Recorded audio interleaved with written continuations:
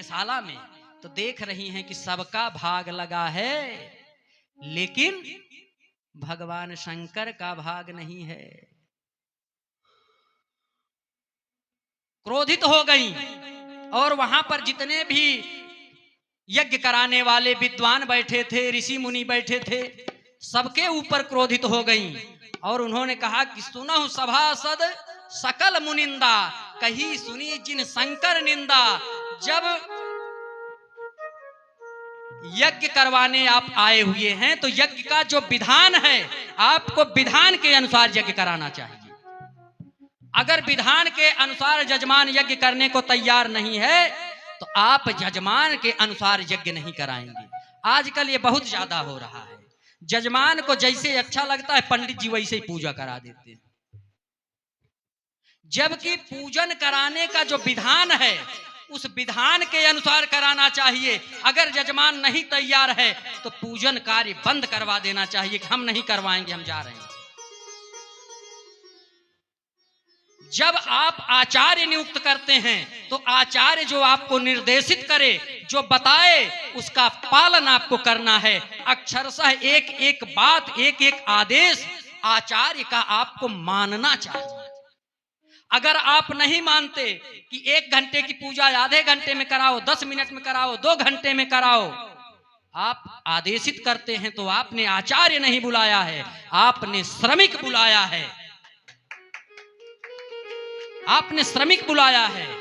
जब आप कोई धार्मिक अनुष्ठान करें तो जो पंडित, जो आचार्य आप नियुक्त करें, जब तक वो आपके घर में रहते हैं तब तक उन्हें अपने घर का मालिक मान के चलिए, और वह जो भी आदेश करें, आपको सही लगे या गलत लगे, उसका अक्षरशः पालन करेंगे तो वो जो भी कम ज्यादा पूजन करवा देंगे, आप पूरी श्रद्धा के साथ उसको करेंगे तो उसी में आपका परम कल्याण हो जाएगा। लेकिन अगर आचार्य जजमान की बात मानता है तो ये बहुत बड़ा अपराध होता है, सनातन धर्म की मर्यादा का बहुत बड़ा उल्लंघन होता है।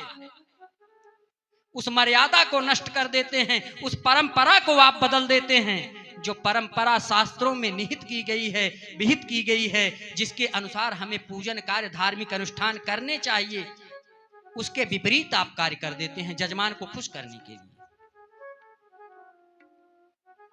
एक जगह हम गए तो जजमान जो पूजा करवा रहे थे ना, जजमान अपना एक अलग से चप्पल रखे थे, पूजा वाला चप्पल रखे थे, वो चप्पल पहन के पूजा करते थे। बोले ये भैया पूजा वाला चप्पल है, इसको पहन के और कहीं नहीं जाते, सिर्फ पूजा करते हैं। हमने कहा जब तक हम रहेंगे तब तक इसको छूना मत, पूजा घर में लेके इसको आना मत, अगर आए तो हम चले जाएंगे। 7 दिन की भागवत कथा थी, 7 दिन उनको वो चप्पल पहन के पूजा घर में नहीं आने दिए, और वो कह रहे थे कि पूजा करने वाला चप्पल है। बताइए, चप्पल तो चप्पल, मर्यादा को भूल जाते हैं।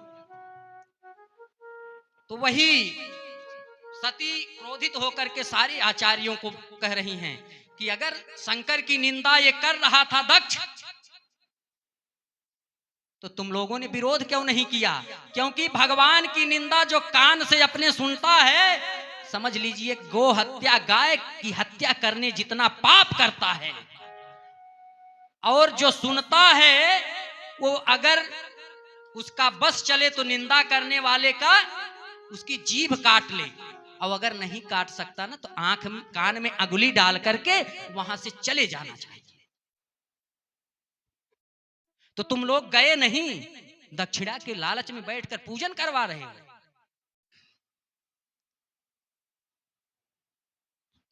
माता सती ने कहा कि वो जो पाप आप लोगों ने किया है उसका फल तुरंत आप लोगों को अब मिलने जा रहा है। माता सती ने क्या किया? योग अग्नि में, जो अग्नि हवन कुंड में थी उसने इनकार कर दिया माता सती को जलाने से, उसका अग्नि का साहस नहीं हुआ सती को जला दे। तो योगाग्नि प्रकट किया, योगाग्नि प्रकट करके माता सती ने अपना शरीर त्याग दिया।